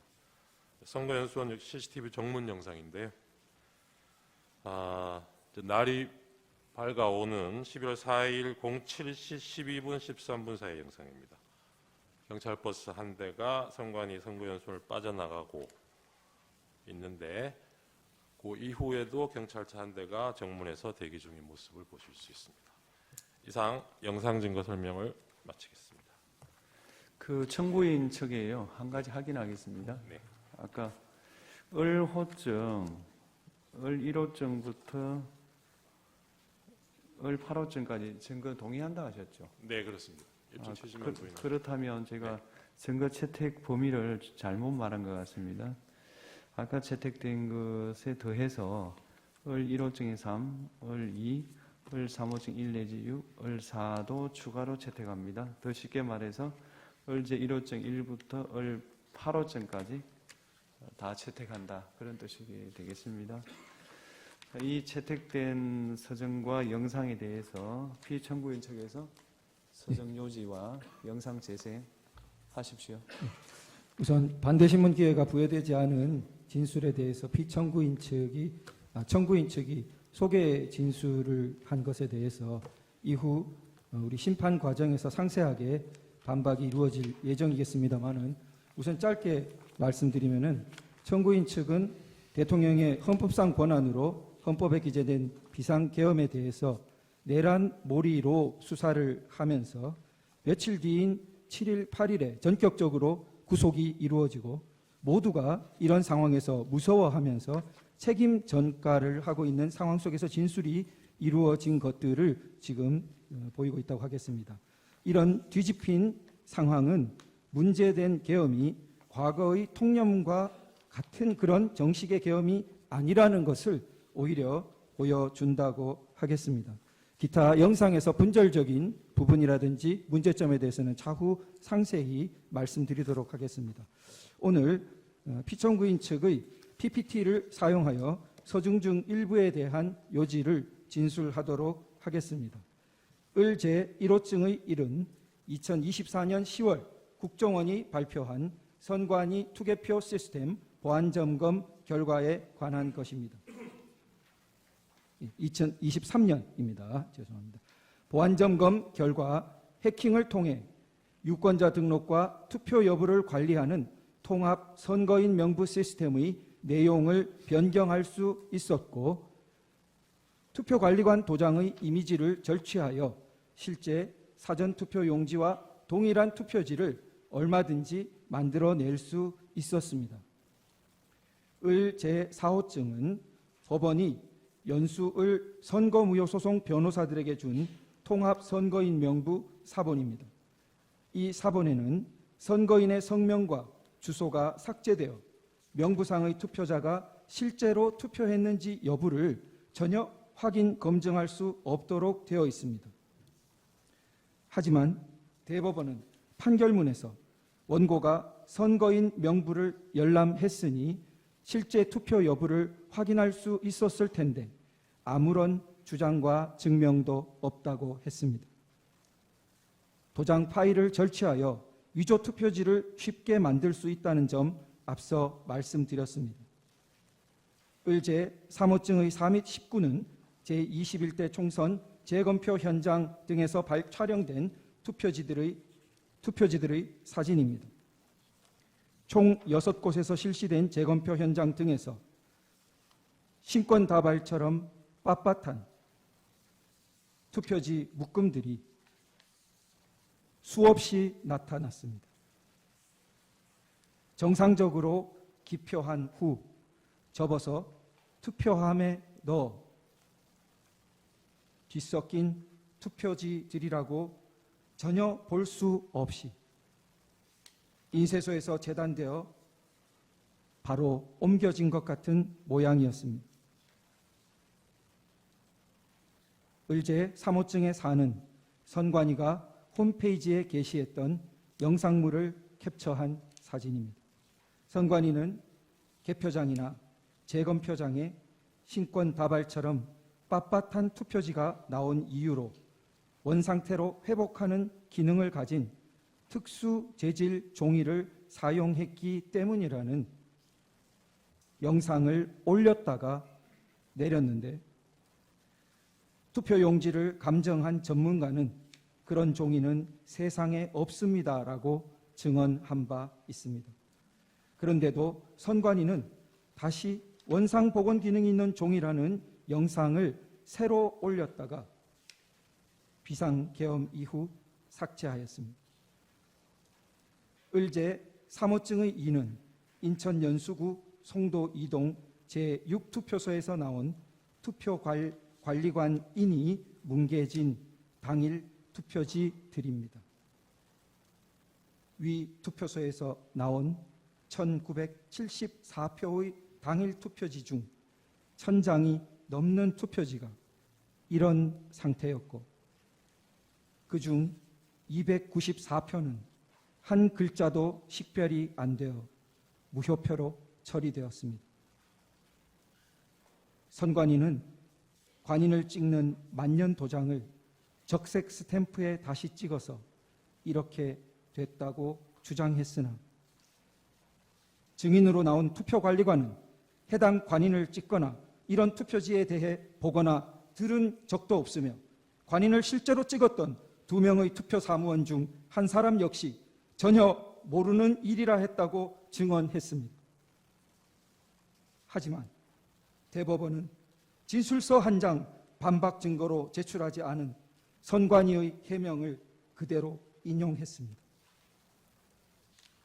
을제 3호증의 11은 제21대 총선 영등포을 선거무효 소송의 원고 박용찬이 2020년 5월 투표지 보관 당시 찍었던 투표지 보관실 문고리 봉인 상태와 2021년 8월 재검표를 위한 검증 기일에 다시 찍은 문고리 사진을 비교한 것입니다. 봉인 테이프가 마무리된 각도, 판사의 도장 위치, 뒤쪽 봉인 테이프의 모습 등이 너무나 달라서 한눈에도 누군가 봉인을 뜯고 새로 붙였다는 것을 알 수 있었습니다. 원고 박용찬을 대리한 단체가 고발했지만 수사기관의 최종 결정은 범행을 저지른 성명불상자를 찾을 때까지 수사를 중지한다는 것이었습니다. 이상 서증요지 진술의 핵심은 국내외 주권 침탈 세력에 의한 거대한 선거 부정 의혹이 있었으나 선관위와 법원, 수사기관을 통해 제도적으로 해결되지 못하여 국가 비상 상황이 초래되었다는 것입니다. 이상으로 서증요지 진술을 마치겠습니다. 예, 이상의 증거 조사 결과에 대해서 쌍방의 의견이 있습니까? 우선 청구인 의견이 있습니까? 특별히 없습니다. 피청구인 의견이 있습니까? 예, 여러 가지 드릴 말씀이 있는데 잠시 휴정 후에 저희들 상세하게 말씀드릴 기회를 주시면 감사하겠습니다. 그리고 저희가 의제 83호증 동영상 부분이 있는데 재생할 수 있도록 허락해 주시면. 그거는 지금 증거가 채택이 안 되지 않았습니까? 그런데 지금 이제 동영상이 저쪽에서 그 재생이 됐기 때문에 공평하게 의미에서 아니 예. 그거는 공평한 거하고 다르죠. 증거 채택되어야 증거 조사를 할 수 있는 거는 법률에 속하는 거라서 그건 공평의 영역에 속하지 않습니다. 다음으로 피청구인에 대한 신문을 하겠습니다. 피청구인 본인께서는 그 자리에 계시면 되겠고요. 질문사항은 2개밖에 없습니다. 피청구인에게 진술 거부권을 고지해 드립니다. 질문 전체에 대해서 또는 개개의 질문에 대해서 진술을 거부할 수 있습니다. 신문이 예정돼 있지 않았던 상황으로 알고 있는데요. 제가 지난밤에 그 오늘 발언 기회를 줄 수 있느냐 협의할 때 분명히 말씀드렸습니다. 재판장께서 하시면 제가 2가지만 아는 대로 묻겠습니다. 말씀을 드리겠습니다. 네네. 네. 첫 번째 질문은 국가 비상 입법기구 관련 예산을 편성하라는 쪽지를 기획재정부 장관에게 준 적이 있으십니까? 저는 이걸 준 적도 없고, 그리고 나중에 이런 계엄을 해제한 후에 한참 있다가 언론에 뭐 이런 메모가 나왔다는 것을 기사에서 봤습니다. 근데 그 기사 내용도 조금 부정확하고, 그러면은 이거를 만들 수 있는 사람은 국방장관밖에 없는데, 국방장관이 그때 이제 부속이 돼 있어서 구체적으로 확인을 못했습니다. 그런데 그 내용을 보면 좀 그 내용 자체가 좀 서로 좀 모순되는 것 같기도 하고, 그런데 하여튼 뭐 그 부분에 대해서는 그렇습니다. 뭐 자세하게 또 물어보시면은 제가 아는 대로 답변을 드리겠습니다. 예. 2번째 질문, 마지막 질문 드리겠습니다. 본인께서는 이진우 수방사령관, 곽종건 특전사령관에게 계엄 선포 후 계엄 해제 결의를 위해 국회에 모인 국회의원들을 끌어내라고 지시한 적이 있으십니까? 없습니다. 네. 예, 그러면 마치겠습니다. 오늘 변론은 이것으로 마치고 양측 대리인께서 추가로 하시고 싶은 말씀이 있으십니까? 우선 청구인 대리인 있으십니까? 네. 피청구인 측은 지난 2차 변론에서부터 다양한 부정선거 의혹에 대해서 제기하고 있습니다.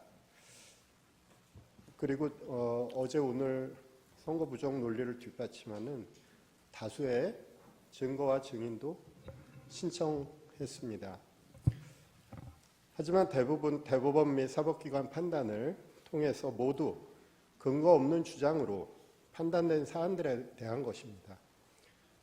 저희 청구인 측 대리인단은 피청구인 측의 선거 부정에 관한 주장은 아무런 근거가 없을 뿐만 아니라 이 사건 탄핵 심판의 쟁점이 아니라고 생각합니다. 가사 선거 부정이 있다고 해도 피청구인이 비상계엄을 선포한 것, 병력을 동원해서 국회에 침입한 것 등 이 사건 소추 사유를 전혀 정당화시킬 수 없습니다. 선거 부정의 사유는 피청구인 스스로 발표한 계엄 선포 사유에도 등장하지 않았습니다. 계엄 선포 도발에 실패한 이후에 비로소 자신의 행위를 정당화하기 위해서 그런 사유로 등장한 것입니다. 사실 선거 부정을 저지를 수 있는 가장 큰 위험을 가지고 있는 존재는 선거관리위원회가 아닙니다. 그보다 더욱 큰 힘을 가지고 있는 기관, 행정부이며 국가정보기관이며 이들을 지휘하는 대통령입니다. 중앙선거관리위원회를 독립된 헌법기관으로 만든 것은 대통령과 행정부 그리고 정보기관으로부터 선거관리의 독립성을 보장하기 위한 취지였습니다. 지금의 상황은 오히려 선거 부정의 위험이 더욱 더 큰 기관이 선거 부정을 막고 방어하는 기관에게 선거 부정을 저질렀다고 비난하는 형국입니다. 이 사건 탄핵 심판은 수많은 국민들이 듣고 바라보고 있습니다. 그래서 피청구인 측의 기이한 부정선거 주장을 그대로 방치하기는 어렵습니다. 국민들에게 미치는 해로운 영향 때문입니다. 선거 공정성은 우리 민주주의의 생명이며 핵심입니다. 그것을 함부로 쓰레기통 속에 구겨 넣는 주장을 방치한다면 우리 민주주의도 어느 순간 같은 운명에 처할 수밖에 없습니다. 우리 대한민국의 민주주의 헌정 질서를 보호할 필요가 있는 것입니다. 사람이 가득 찬 극장 안에서 불이하라고 소리치면 수많은 사람을 해칠 수 있습니다. 현재 대한민국의 국가적 혼란 속에서 선거 부정의 음모론은 우리 공동체 자체를 파괴할 수 있습니다. 최근 서울 서부지방법원에서 발생한 폭도들의 만행은 이와 유사한 무책임한 주장들이 초래한 결과라고 할 것입니다. 존경하는 재판장님, 재판관님, 선거 부정론은 사법부와 검찰의 판단까지도 믿지 못하며 객관성이 없는 무리한 의혹을 제기하는 집단의 일방적 주장입니다. 이 사건 탄핵 심판의 쟁점이 아닐 뿐만 아니라 탄핵 심판 이후 오랫동안 대한민국 민주주의를 해칠 수 있는 무책임한 주장입니다. 더 이상 선거 부정의 의혹 제기 그리고 그와 관련한 증거 신청은 적절하게 제한해 주실 것을 요청드립니다. 이상입니다. 예, 피청구인 하시고 싶은 말씀. 재판장님, 저희 청구인 증인 네. 다음 일부터 이제 관련자들 증인 신문이 이루어질 텐데 김영현 증인은 뭐 변론으로 하더라도 나머지 증인들의 경우에는 피청구인이 군통수권자 지위에 있으면서 선언했던 이 계엄 선포 당시에 피청구인으로부터 여러 국회, 특히 국회의 계엄 해제 요구 의결을 방해하기 위해서, 저지하기 위해서 구체적인 지시를 받았던 사람들이 여러 사람 있습니다. 이런 사람들이 증인을 하게 될 텐데 피청구인이 앞으로도 이제 심판정에 출석을 하게 되면 그 면전 상태에서는 사실대로 진술하기가 좀 어렵지 않을까 걱정이 됩니다. 그런 점을 고려하셔서 피청구인을 퇴정한 상태에서 신문이 이루어지게 해주시거나 그것이 어렵다면 적어도 피청구인과 증인이 직접 눈을 마주치지 않을 수 있도록 가림막 같은 걸 설치한 상태에서 증인 신문이 이루어질 수 있도록 해주시기 바랍니다. 예, 재판부 평의를 거치겠습니다. 피청구인 측 하시고 싶은 말씀 있으십니까? 탄핵 이 재판이라는 게 형사 소송 절차 준해서 하는 것이고 또 제가 지금 직무 정지된 상태이기 때문에 어떤 영향력도 행사할 수 없습니다. 그리고 이 사건 내용을 제일 잘 아는 사람은 바로 피청구인인 대통령 저 자신입니다. 그래서 그런 주장은 좀 이해가 좀 안 되고요. 아까도 이런 부정선거 의혹이 음모론이라고 하시고 계엄을 정당화하기 위한 거라고 사후에 만든 논리라고 하셨는데 이미 계엄을 선포하기 전에 이런 여러 가지 그 어떤 선거의 공정성에 대한 그 신뢰에 좀 의문이 드는 것들이 많이 있었고 또 2023년 10월 국정원의 그 선관위 그 전산 장비의 아주 극히 일부를 점검한 결과 문제가 많이 있었기 때문에 부정선거 자체를 색출하라는 것이 아니라 선관위의 전산 시스템을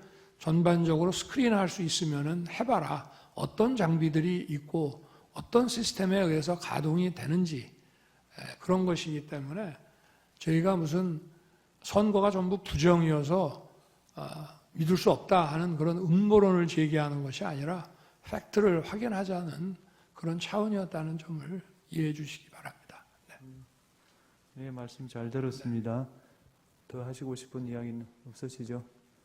예, 그러면 제3 재판님 하나만 좀 추가해야 되겠습니다. 네. 지금 아까 우리 청구인께서 그 당시 이 집권 여당이 대통령 하에서 치러진 우리 지금 피청구인 대통령인 지위에서 치러진 선거에 대해서 부정이 뭐 없고 책임은 이쪽에 대통령이 있다고 말씀하셨는데 조만간 이번 취임한 트럼프 대통령이 2020년 미국 대통령 선거가 그 당시 트럼프가 재임 기간 중인데 그때의 선거 부정에 대해서 조만간 미국에서도 미국 스스로의 어떤 조사 결과가 나올 겁니다. 그러니까 그게 꼭 대통령이라고 해서 독립적인 선거가 이루어지고 있는 선거관리기구에 대해서 모든 걸 다 통제하는 건 아니기 때문에 어떤 문제점은 발생할 수 있고 국민들은 거기에 대해서 많은 의구심이 있고 지난 4년간 이런 것들에 의혹이 제기되고 있고 더군다나 국정원 보안 서버 점검 결과 문제가 있다고 했기 때문에 대통령으로서는 그 문제를